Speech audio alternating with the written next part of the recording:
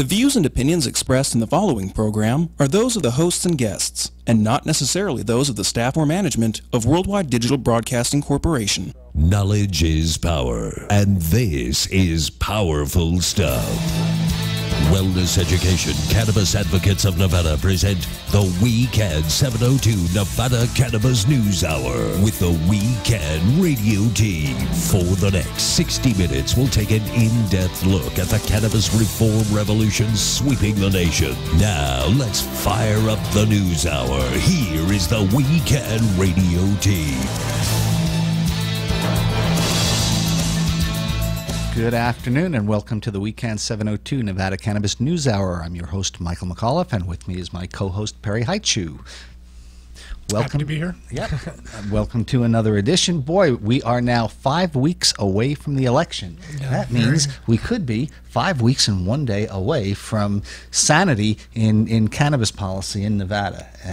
And we're seeing, all of a sudden, a lot of news is percolating up on this, and we want to talk to you today about some of these so you can not only be educated voters out there, but also so that you can persuade friends and family members who might be sitting on the fence about this. So let's jump into it. The first thing that I noticed was an article called "The Burning Question: Should Nevada Legalize Recreational Marijuana Use?" and it was in Vegas Inc., which is a Greenspun publication. And you saw this article, yes, Perry. And you know, it was there, and it was also available on the Las Vegas Sun website. And they're saying that, you know, while Nevada already allows medical, it is up to the populace now to vote on legalization, as viewers of this and followers of this issue will know.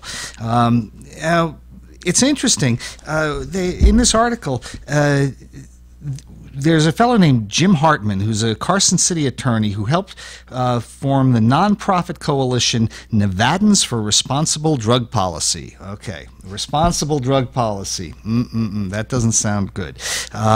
Too many people, he says, are voting on a concept instead of what this ballot really says. And, you know, you've got to give a little bit of credibility to that statement, because the ballot measure itself is 13 pages. And so you're asking for a yes and no on a 13-page article, and so not everybody reads it.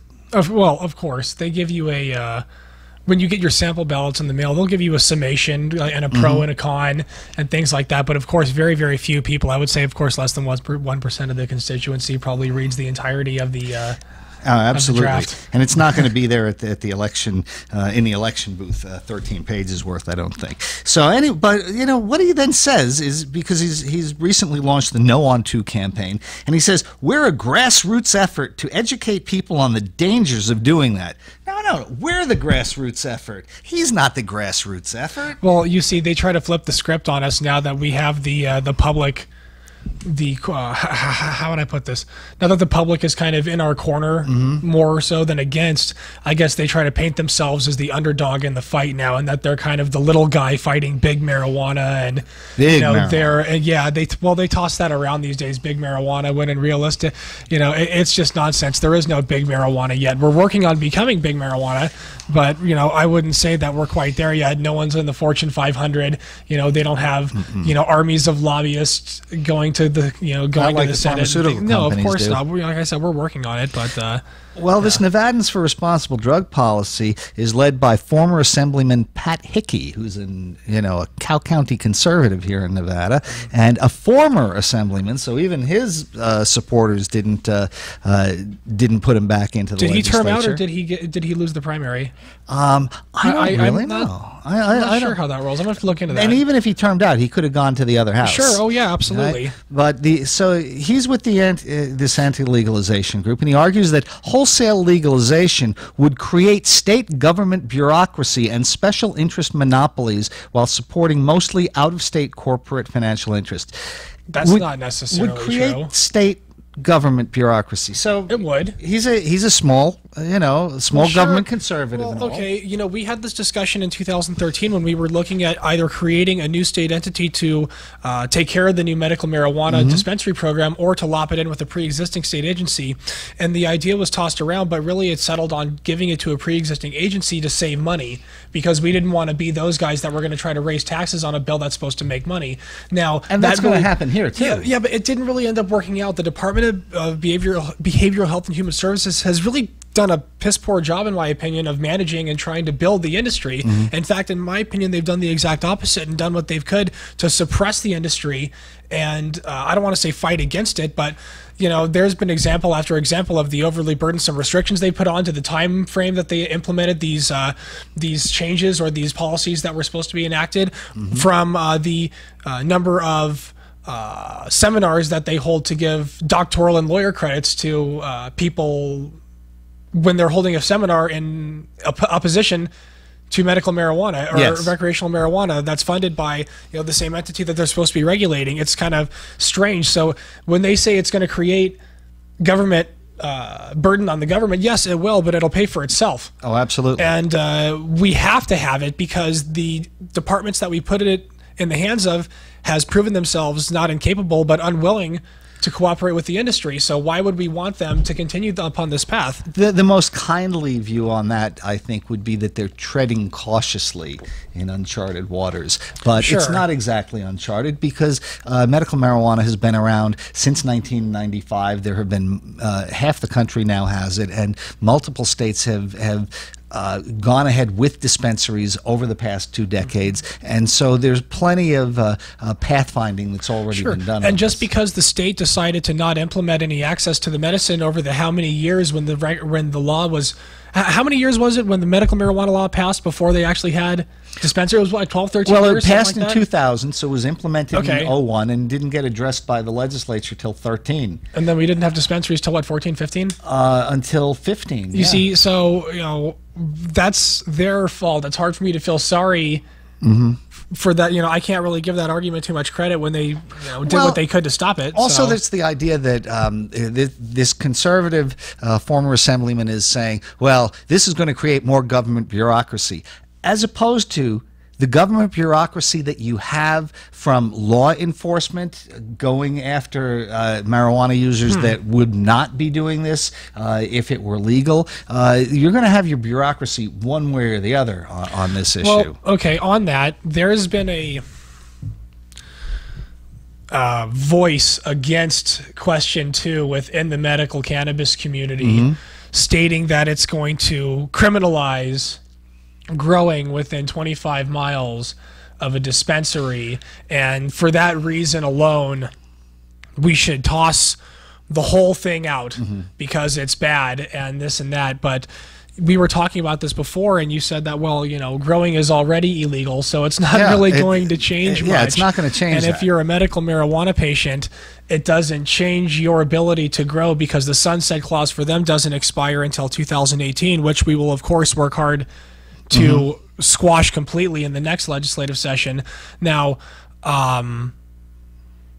growing cannabis is just like doing anything else. It's really, the people who do it well make it look very easy. And growing very, very top shelf medicinal quality cannabis and actually making it in a price point that's reasonable compared to these massive grow operations that are going to be able to put forth a huge plethora of variety and quality at the prices that we're just not going to be able to compete with in the not too distant future. It's just not going to become reasonable to do home grows unless you have very specific ailments that require very specific, or what I'm trying to say is, in a roundabout way, you're not going to get a whole new flood of people that are going to want to start doing this all of a sudden because it's legal. The people who are already doing it are going to want to keep doing it, I would think. But for a normal guy, it's just when you start adding up all the content, all the time, and all the expenses and all the risk, it doesn't become worth it to grow your own weed. Just the reason why most people don't brew their own beer or don't make their own whiskey or whatever, just because the time whiskey and is the a money. little different in the way it's handled in the government from right. wine Yeah, and you're not from really beer. allowed to make that, are you? No, no, That's you're not. But you strange. can homebrew beer. You can make your own wine. And so, if you have something that the citizenry have voted to be legal, then why shouldn't you be able to produce it yourself? You should be able to produce it yourself, and that's one of the points of the bill. But what my point is that that can be fixed, and that should be fixed. But I don't believe that in and of itself and alone is reason enough to throw away all of the potential good points of the bill and the steps that we could take on top of that bill in legislature. So I went on their website before the show, and I'm not going to give it out because you can find it if you want to, and I don't need to give them free press that way. Is one of the things that they're saying is looking at legalization in Colorado, and they're saying on their website that marijuana legalization is a bad idea according to Colorado Governor Hickenlooper. that's what he said. And that's what he said back in 2012 when it was up for election. But in the program, the recreational program, began in 2013 at the stroke of New Year's, and since then, Governor Hickenlooper has changed his tune. Quoted this past May in a Los Angeles Times article, he said the law is beginning to look like it might work, and so is the Denver mayor, Michael Hancock, who also opposed the law, and he told Inc. magazine last year that he's very proud of Colorado's marijuana industry. And so what I'm seeing is on this anti-website, this No One Question 2 place, I'm looking at lie after lie after lie. And, absolutely, these people, as fellow citizens, have the right to disagree with us, have the right to go out there and try to plead their case before the voter and make their best case for why something should go one way or the other. But that does not give them the right to lie about it and to put out all sorts of falsehoods. We see that happening in the presidential election already, and it's just as wrong there as it is here.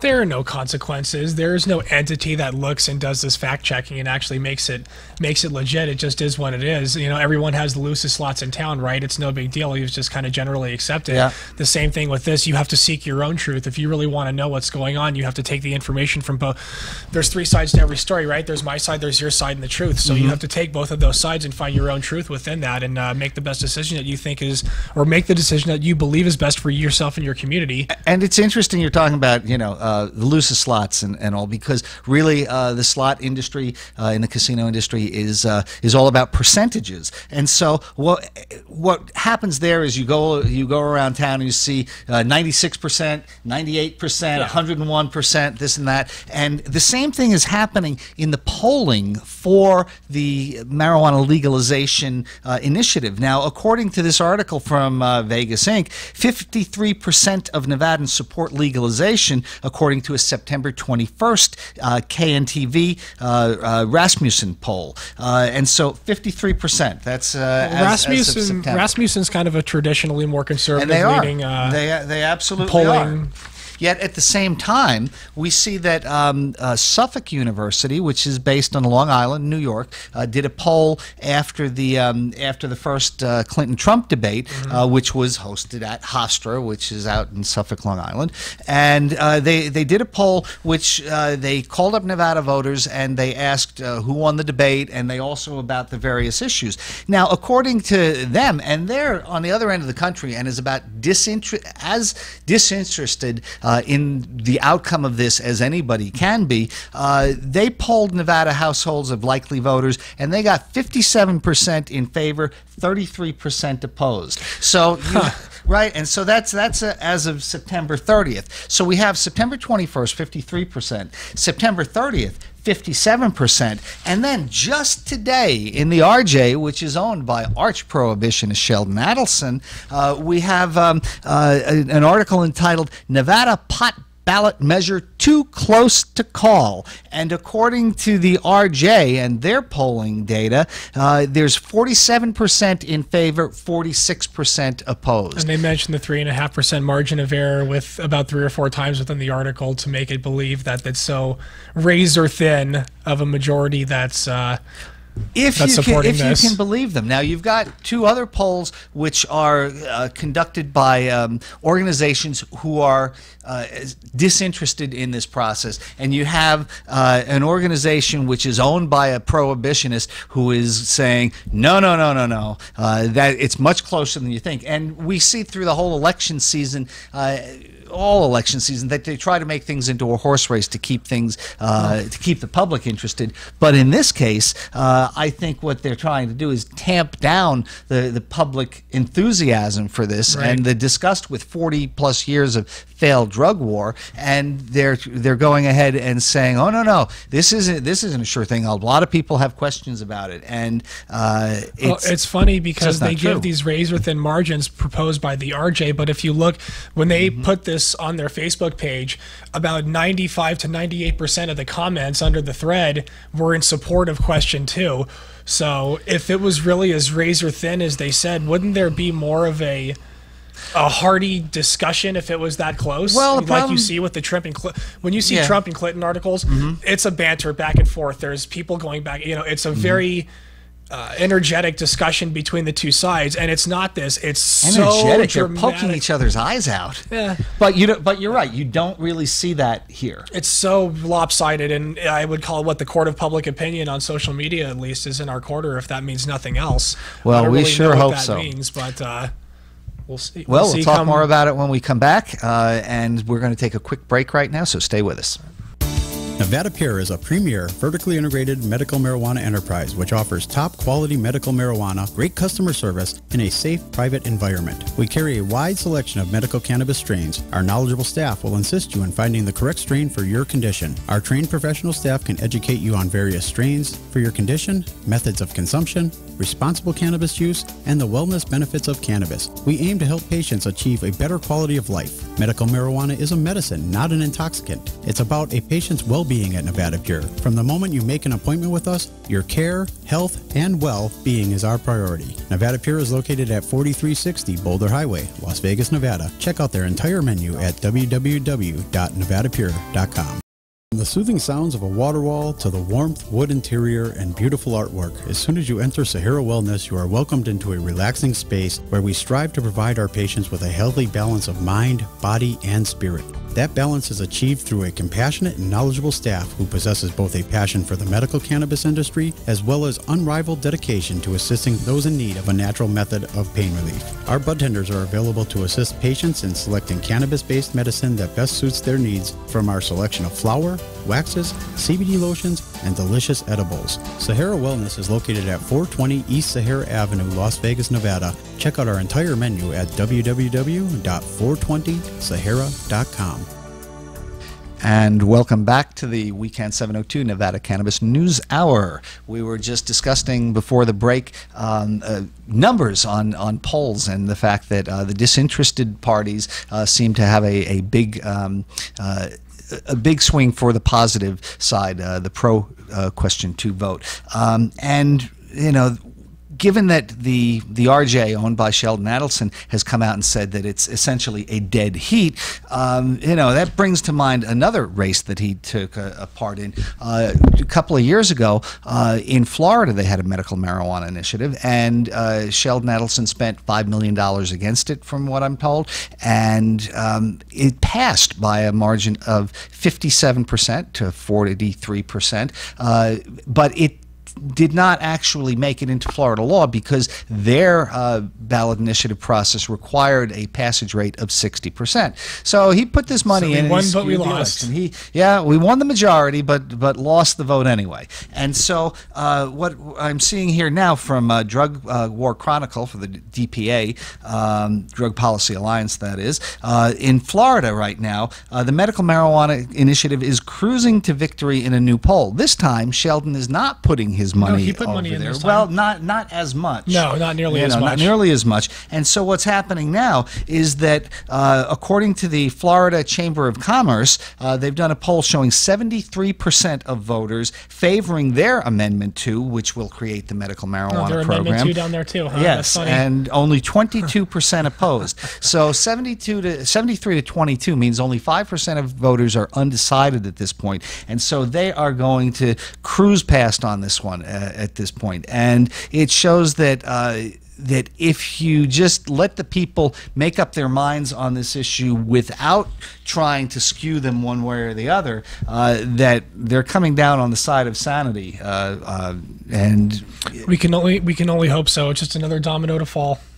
It sure is. You know, in this same piece that I got from DPA, there's another poll showing that in Massachusetts, their legalization initiative is also favored, and that was a WBZ-TV and University of Massachusetts. That one will surprise me. If Massachusetts goes, well, they're winning 53 to 40 at this point. We'll see. Oh, well, California's killing it. They're like, what, 70% or something about like 70%. that. Like, I'm pretty sure they're going to get it. We're looking pretty good. Massachusetts and Florida, you know, those would be nice bonus victories for sure. I think Arizona's got something on the. Arizona has a legalization initiative as well. It's not doing nearly as well. We don't have recent poll numbers. Also, there's legalization on the ballot in Maine. And so we have the opportunity to see up to 3 East Coast states, which would be a first for us in the nation, going for cannabis legalization at this point. We also see another point from this, that the California Nurses Association has formally endorsed the Prop 64 in California, their legalization initiative. And their statement read that California nurses believe strongly that the prohibition and criminalization of marijuana has ruined generations of lives, wasted hundreds of millions of taxpayer dollars, and failed to protect the public health and safety. Deborah Berger, the organization's president, said this in a prepared statement and said that on balance, Prop 64 is significantly better for the public health and safety than the broken status quo, and we are pleased to endorse it. I mean, I trust nurses a lot. Nurses have taken good care of me for my whole life, and they are a profession which is driven by the desire to help, because God knows they're not paid well enough. And so I put a lot of faith in their common sense answers. And so I am so happy they've come down on our side in this one. No doubt. You know, one of the things that we see in this whole issue is, protect the kids.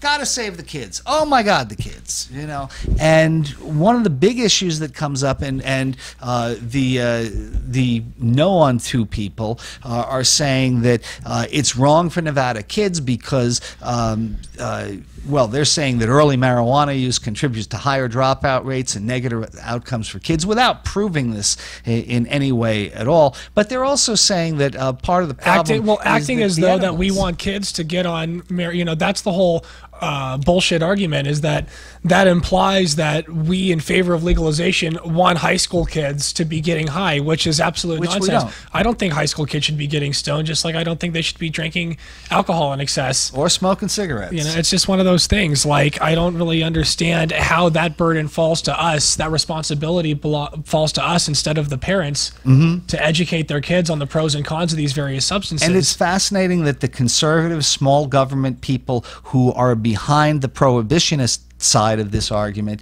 are all about parental responsibility and personal responsibility for certain things. Sure. But not on this issue.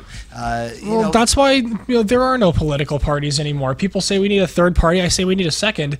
You know, people flip-flop every time they want to when it suits their individual needs. There are no purists anymore. And first of all, there shouldn't be party purists because that's ridiculous. But the people who do claim themselves to be very often are not. Like the Republicans, the fiscal conservatives recently passed the biggest tax increase in Nevada history. And, you know, no one cares. There are no repercussions. No one gives a shit. You know what I mean? Meanwhile, on the Democrat side, you know, I could point to tons of examples on either side. But like you said, on a social side, when you're talking about these conservatives, they don't act very conservative in some of these. Well, I guess the repercussion came down ridiculous. to Michael Roberson, who was seen as one of the lead architects of that $1.4 billion tax increase, and he then ran in the primary for the CD3 seat, and he was beaten by Danny Tarkanian, and so you know, there was a little bit of fallout, but generally very, very little. You know, but the prohibitionists are very big on saying that one of the big downsides of legalization is that there are going to be a lot of edibles out there. which there will be, Yeah. and that they're going to be appealing to kids because they make gummy bears and they make peanut butter cups and they make all sorts of different things. Well, first of all, they've already passed the laws in numerous states that state that you can't have like the fake Reese's with the orange labels and you can't copycat established brand names because that's essentially trademark infringement. Well, a couple of edibles companies were sued for copyright infringement, and so that stopped right there. So when you see these flyers with Kit Kat bars, there are going to be no cannabis Kit Kat bars because Nestle or who at Mars hasn't authorized it, and that's the end of that right there. That's right. So let's get that out of the way. Now let's talk about the rest. I believe there's also a potential ban against the bright colorations, and it has to be plain packaging. It has to be child-proof packaging. It has to be clearly labeled. That's what the Nevada legislature will enact and next it has year. to be it has to be labeled appropriately and all that kind of stuff. So to think that someone's just kind of magically stumble across this and eat it is nonsense. And people, well, like, okay, if you were walking by and found an open piece of candy on the street, would you eat it? Of course you wouldn't, because that's kind of gross. It's not, no, absolutely not. I wouldn't even take the 5-second rule on that one. If people look and see a joint on the side of the street, a lot of stoners would pick that up and smoke it. But edibles are different because food items are not socially accepted in that way for some reason. So when these people are like, oh, well, can your kids recognize the pot? It's like, well, even if they did recognize it and it was open, chances are they're not going to eat it because that's looked upon as kind of nasty, even from a youth perspective. I would never think of just eating something that I found off the ground. Yeah, if you found a ham sandwich on the ground, you're not going to pick it up and start or even if I eating found a package of gummy bears that was open. And of course, the other argument of that is, edibles are quite expensive. The likelihood of someone misplacing those and just leaving them around for someone to find is very low. Unless they were really, really stoned. Yeah, exactly. Yeah. So it's like, I could make counterpoints to all that, but it's like a lot of the issues that they're bringing up have already been addressed in not only previous legislative sessions and the level of regulation that's been put on the medical marijuana industry, but they're just going to roll it right over. A lot of these things, it's just blatant scare tactics and falsehoods, the same old tactics that they've been using for decades. And the thing is, we don't have to reinvent the wheel on this. Other states, other legislatures, other people are thinking about this issue and coming up with solutions. In Colorado, for example, a requirement that edible marijuana products come with a diamond-shaped stamp and the letters THC, not just on the packaging, but on the brownies or on the candies or other edibles themselves, took effect just this past Saturday. And this is reported by the Associated Press. And Colorado's new universal symbol for foods that contain marijuana is designed to give the treats a distinct look even after they're out of the packaging. In other words, a pot cookie being passed around a high school cafeteria will no longer look so innocent, giving parents a way to identify marijuana edibles without smelling or tasting them. So I don't see anything wrong with that. So they're going to put a diamond on there, letters THC. So if a teacher or a parent or somebody says, "What you eating there?" and they see half a diamond and a letter T, they're going to know what it is. Yeah. Well, unless you scarf it down. No, of course, but there you go. That seems like a fairly common sense thing. I can't really think of a reason why we wouldn't put them on the edibles. It's a common sense thing to do, and it's not really that it's that much of a problem. Now, in Colorado, where we have legalization since 2013, the marijuana ingestion rate remains relatively rare for kids. The hospital, and they did a study of one single hospital in the Aurora suburb of Denver, and the hospital reported 81 children treated for accidental pot ingestion between 2009 and 2015. And authors noted that poor child supervision or product storage was present in about a third of these cases. Okay. So this is kind of like the election voter fraud hubbub that they're making. You can find very, very few cases of actual voter fraud. No one's going to go from this precinct to that precinct and try to vote twice, and get themselves a felony potentially, because it's just not worth the risk. So here we have something where they're making all these laws up based on 81 kids over a 6-year period, and granted, this is just one hospital, but it's a small percentage of the total number of patients that this hospital treats and the total number of kids in the state. And so it seems like this is just another straw man argument that people are making to try and put impediments in the way of drug reform. Well, if their whole argument on the whole No on 2 campaign is centered around, can your kids spot the edibles? It's like, well, what's your argument if they can spot the edibles? What do you have to say then? Yeah. Where do we go from there? And as far as the No on 2 campaign, their website, says, written and promoted by out-of-state big marijuana corporate donors. Well, for so are they. Profit. Well, the Faith and Freedom Coalition is sponsoring their walkers that are going around and handing out door to door. So when they say out-of-state interests are involved, they are out-of-state interests being sponsored by big super PACs that are sponsoring the ground game to do this. So I don't really understand where they're coming from with that, and that's. Well, without a doubt, Marijuana Policy Project, that's been around for some years, is responsible for a number of marijuana initiatives in the country this year and in the past several cycles. But they're a nonprofit organization. They're not doing it for personal profit. They're doing it because they think it's the right thing to do, and since we can't get federal action on this, we have to do it on a state-by-state no basis. choice. Their website also says it becomes a crime for home cultivation of marijuana within 25 miles of a retail shop, and that's just a lie. It's a flat-out lie. It becomes a crime as if it is not already. It's as I said a little earlier, these guys have the right to try and sway the voters to their side, but not to lie to voters and not to do it by deception. They're saying special interest monopolies to liquor wholesalers and current medical marijuana licensees. That's a qualified truth, because what they're doing is they're giving an 18-month window to the medical marijuana licensees to kind of recoup their investment before opening it up to more. It's like I've told you time and again, Mike. I don't like 100% of the. I don't like 100% of the wording in this bill. I don't like a lot of things. I don't like the no growing clause. I don't like that exclusivity, that distributionship clause. I don't like a lot of things in the bill. But once again, we have to take these positive steps forward if we're going to attempt to amend them later. How's the legislature going to react if we're attempting to put a bill draft forth and they say, well, the people don't even want it. How do you expect us to take it up if the constituents don't even want it? And they can kick it back and forth all they want. So we need this in order to continue to win these battles and going forward. I absolutely agree. So we're going to take another quick commercial break now, and then we're going to come back with our guests this afternoon. Stick with us.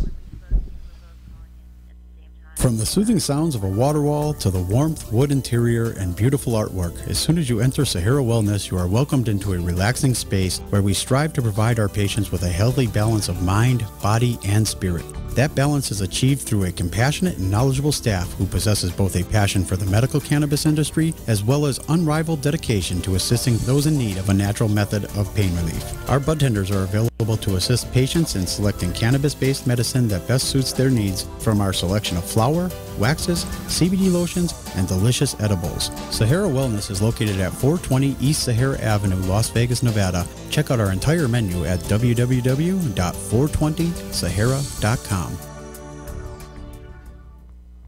Hi, I'm Armin Yamanijan, CEO of Essence Dispensaries, and I'd like to let you know a little bit about our company. As a completely complimentary service, our on-site nurse is here to meet with any patient or non-patient to discuss dosing and best practices. We have 3 convenient locations. We have one location on Tropicana between Decatur and Jones, which is our west side location. Our Henderson location is on the corner of Sunset and Green Valley Parkway, and we're proud to announce that we have the first and only dispensary on the Las Vegas Strip, on the corner of Las Vegas Boulevard and Sahara. Our prices are the lowest prices in town and the highest quality medicine. Please come and see us at one of our 3 convenient locations or visit us at essencevegas.com. You can also call us at 702-978-7575. Once again, the number is 702-978-7575. Attention medical marijuana patients. Do you know what your cannabis actually contains? Are there heavy metals, pesticides, or even more? And what strength is it really? And is it really what you need? Well, the answers to these questions are simple. DigiPath Labs. DigiPath Labs is a Nevada state-approved medical marijuana testing facility whose scientists carefully test products for safety and potency, all within the state's rigorous mandate. You can buy with confidence and trust knowing DigiPath Labs has tested your medicine. If you're a licensed grower, dispenser, extractor, or edibles manufacturer in Nevada and want unparalleled customer service and consumer confidence, go to digipathlabs.com and find out what we can do for you. And as a patient, only go to dispensaries that carry the DigiPath Labs seal of approval. That's digipathlabs.com, DIGIPATH labs.com. Or call us at 702-209-2429. That's 702-209-2429. And welcome back to the Weekend 702 Nevada Cannabis News Hour. On the phone, we have today one of my favorite people in the whole world, the CEO of Pistol and Stigma up in the Carson City area, Rebecca Gasca, and also Eva Lossi Grossman, who is the leader of the Weekend 775 nonprofit up in the northern part of the state. Welcome, ladies. Hello! Hi, good to be with you. It's so excited to hear your voice. It's How are you? Always a pleasure. Very well. Thank you for spending your time with us this afternoon. Absolutely. Oh, Perry too! Yay! I know. Rebecca and I have known each other for a number of years since she was with the ACLU, and we were working on legislation together. And then you met her separately in the 2013 session, Perry. Yes, I was fortunate enough to have the stars align during a certain trip up there. Absolutely, and so now you're working. The two of you are working together. So tell us what's going on in the northern part of the state with you guys. Let's start actually first with Eva and see how Weekend 775 is doing. Well, we've just kind of started getting things rolling here, and we have second Tuesdays is when we have our meeting, which is been growing, and we've got a board put together. We've had some fun, just kind of social gatherings, informing people, letting them know what it's about. We just had a booth recently at an event where we handed out lots of information, letting people really know what WeCan is. All the dispensaries, cultivators, manufacturing people are in. They're like, yes, we want to be part of this. And patients are excited about it. So we've got a really good buzz going, and we're hoping to have our first event to be a Halloween event. And followed also Thanksgiving. We're going to have a Thanksgiving potluck for any of the wayward Easterners like myself, or from anywhere, not just Eastern, but anyone who doesn't have something to do on Thanksgiving. We're hoping to make that a potluck extravaganza. Outstanding. So it's great to hear that another Weekend chapter has started, and it sounds like you're doing very good things up there. So what are you planning on doing in this election cycle? Are you getting voters registered at all? Are you doing any public awareness work there? I'm glad that you asked that question because at the dispensary in Reno and Canna dispensaries as well. So the dispensary is just called The Dispensary, and that's actually where my husband, Jeff Grossman, works.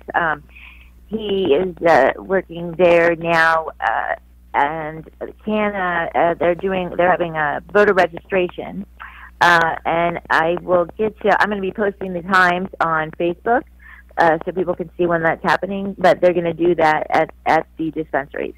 Outstanding. So, Rebecca, let's turn to you now. How are things going at Pistol and Stigma? Things are great. Things are really exciting. Obviously, we're excited to be working with Eva, and I just have to say I'm so thankful that the group up here in the north has extended all of your guys' goodwill from the south and up into the north to have a presence with WeCan up here. I mean, yeah, Michael, you and I met, I think it probably was 7 or 8 years ago. And then Perry, thank God for you, back in the 2013 session. Like, I wouldn't even be doing what I'm doing were it not for the two of you. So, you guys never get enough accolades and appreciation, and I know that until my dying day, I will forever be thankful for everything that you guys have given to this industry, even for the people who don't even know that you were the kind faces behind it all of the time. Well, thank you. Thank you. Well, those very kind and generous words, but I know that you, Rebecca, a queen of Burning Man, can accomplish just whatever you set your mind to. So, whether we may have helped you a little or a lot, you would have been going in these directions anyway. No doubt.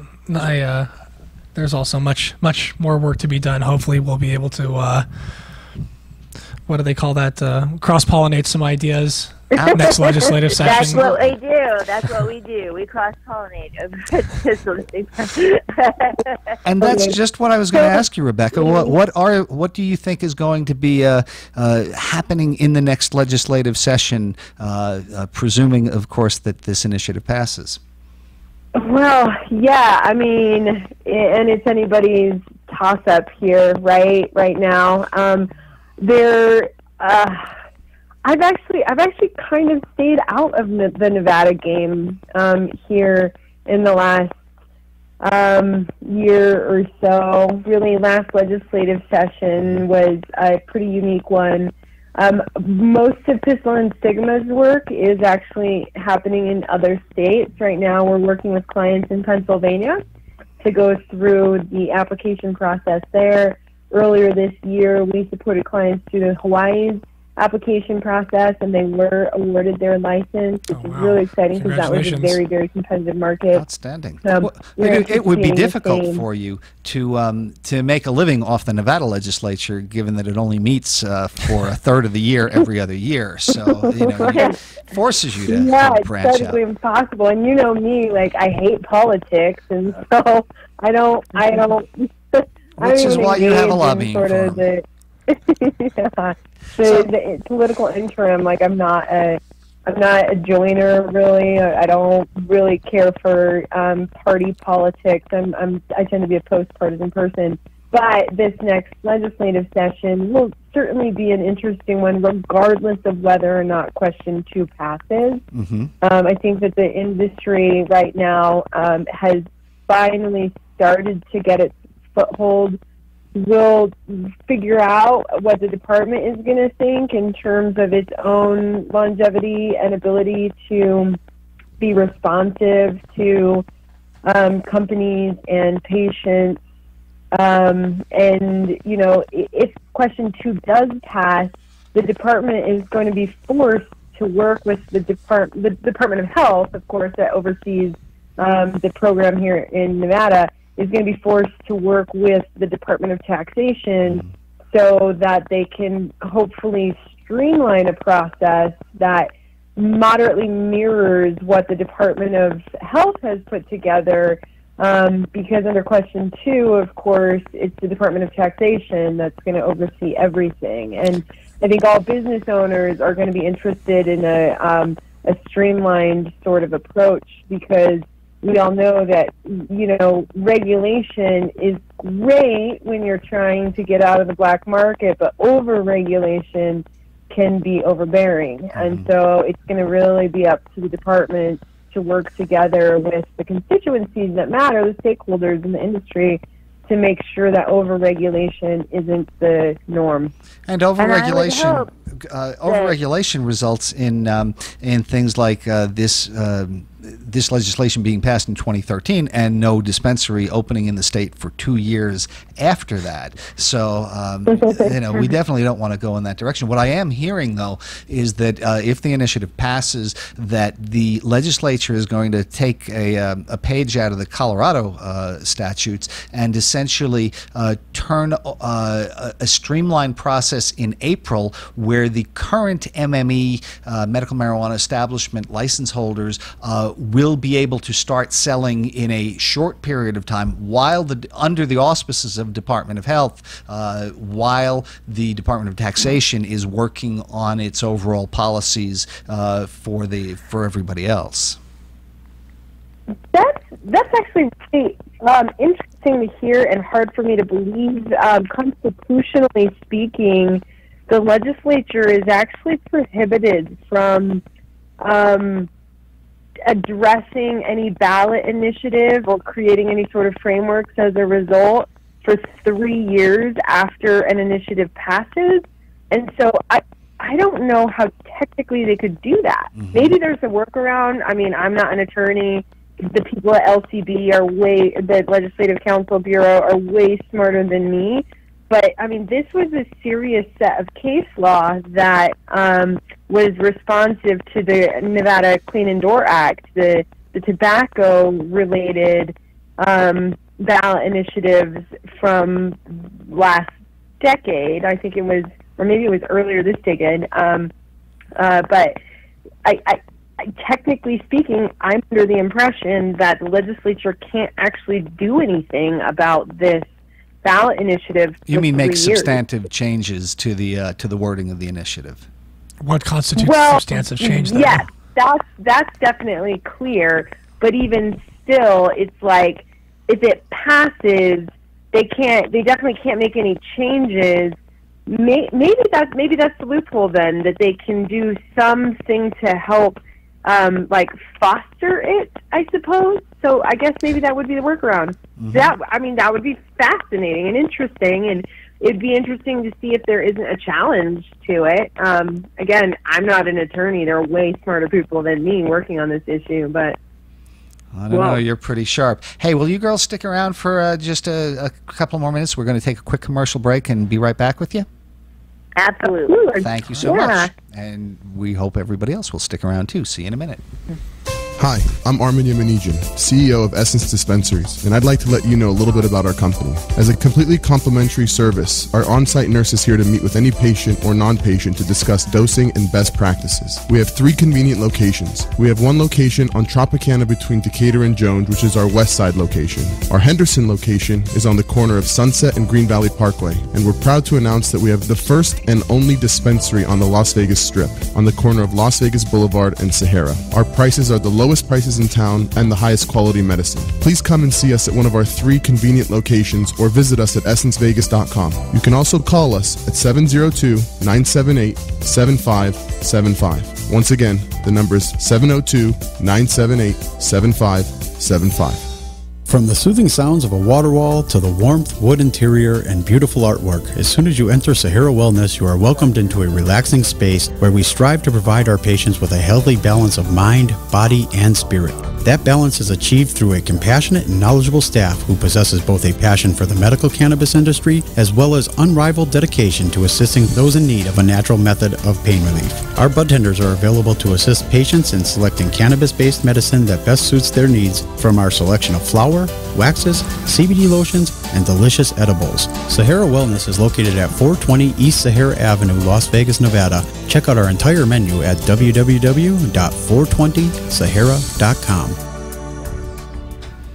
And welcome back to the Weekend 702 Nevada Cannabis News Hour, where we are speaking with Rebecca Gasca and Eva Losi Grossman from upstate.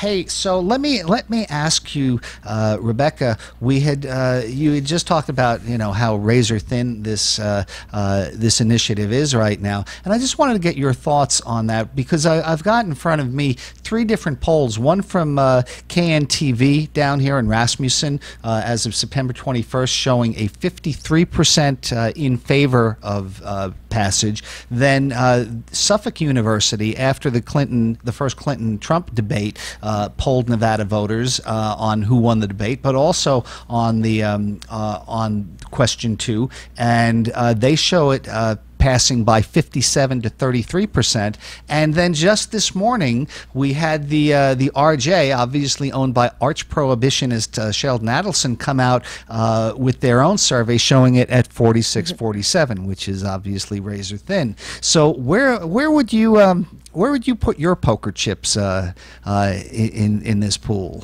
Do you put a lot of faith in the RJ's poll as compared to these out-of-state people?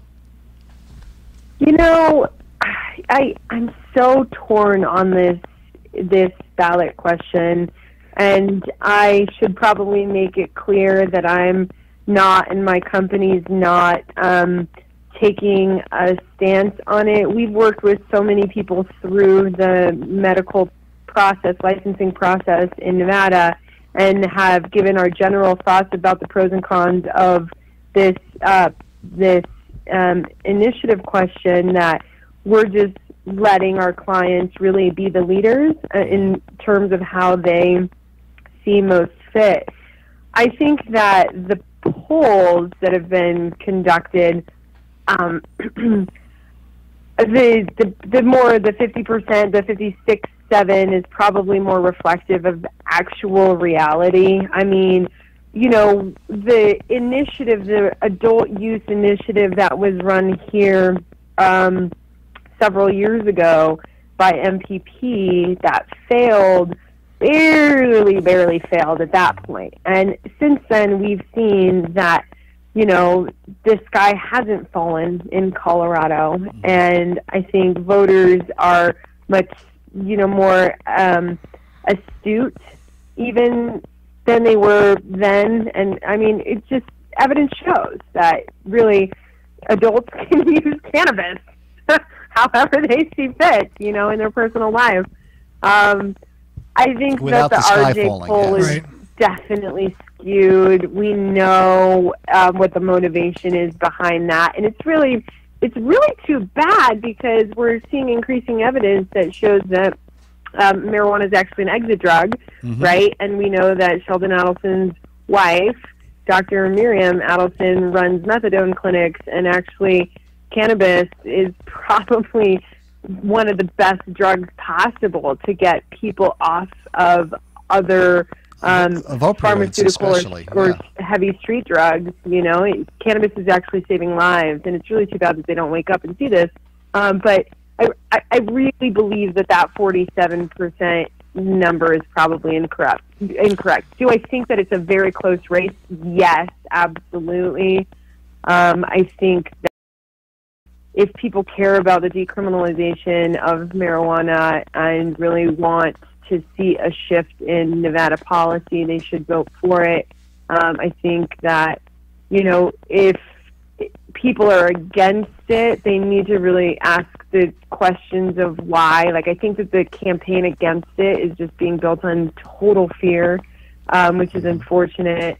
But Pat Hickey actually told me that he was pro-medical, and I sure he is. You know, I've had the fortune of getting to be in a couple panels and listening to the debate back and forth, and I think the temperature here among patients and non-patients that I have talked to is a little bit hesitant, because everyone loves medical, and they all support medical. Especially when the voters support it by over 80% majority. Right. Yes, absolutely. And then it's kind of comical to me that, because they're, in my opinion, these are only my opinions, and you know, don't reflect the views of anyone that I work for, but they're one and the same. You know, there isn't really a difference. It's just that a lot of people are maybe self-medicating, you know, and recreation is medical. You know, what's the number one thing that we need to do in this country? We need to, you know, stop working so much, to relax. Everyone's stressed out. You know, recreation is a medical need. And there, of course, it's a preventative medication, and you know, everyone has an endocannabinoid system, and it's required, you know, not required, but it's something that your body needs. So if your endocannabinoid system is out of whack a little bit, you know, you shouldn't have to go to so much trouble Absolutely. to be able to fix it. So, Ava, we've got just about a minute left or so, and we know that you're getting ready to do your own radio show, because it's not only Weekend 702 down here, but Weekend 775 up there has a radio show. And can you tell us about it in a minute or so, and where to look? Sure. My show is called Everyday Cannabis with Eva Sativa, which is actually brought to you by Pistol and Stigma and Greenlight Drafts, and it is on Voice America Radio, which is Voice America WWDBTV.com, the live show, which is airing every Tuesday from 4 to 5 p.m. And then all archived shows can be seen there, or you can pretty much catch them as a podcast any place where you could find a podcast. So, Google Play, Kindle, iTunes, everywhere. And you can contact me at Eva Sativa at everydaycannabisradio.com if you have any questions or for information. And please follow us on Facebook. Our handle is Eva Sativa 775 for Twitter and for Instagram as well. So check it out. It's a fun show, and we've had great guests all the time, and maybe you'll come be one. Absolutely. And I'm just thrilled that we're building like network coverage here almost, that we're able to hand off one cannabis show to another cannabis show. It's really exciting where we're coming. And Rebecca, should anybody be listening who might be in the industry who's looking for, an absolutely outstanding hotshot lobbyist, how do people find you? Oh, they can also just come on to our website, pistolandstigma.com. They can also find us through greenlightdraft.com. That's a subsidiary of Pistol and Stigma that provides policies, plans, and procedures for cannabis operators. We're really excited about that side of the work that we do and helping operators really ground into scalable work. So info at greenlightdraft.com or info at pistolandstigma.com. And that's Pistol and Stigma. Is the and ampersand or spelling out the word and? Good question. PISTIL, like the the botany term, pistol, and AND stigma.com. Great. So definitely spelling it out. Okay, well, And ladies, we're about to tell our listeners to tune into your show before ours. One hand washes the other, and one hand passes the joint to the other. So it's our turn to pass it over to you, ladies. So we're going to have to get off the air and do a couple of commercials so we can do that. And thank you very much, Rebecca Gasca of Pistol and Stigma, Ava Losi-Grossman of Weekend 775. Perry Heichu of Weekend 702, and for myself, Michael McAuliffe. Thanks for listening in, and tune in to us again next week, and we will bring you the very latest on the cannabis campaign in Nevada.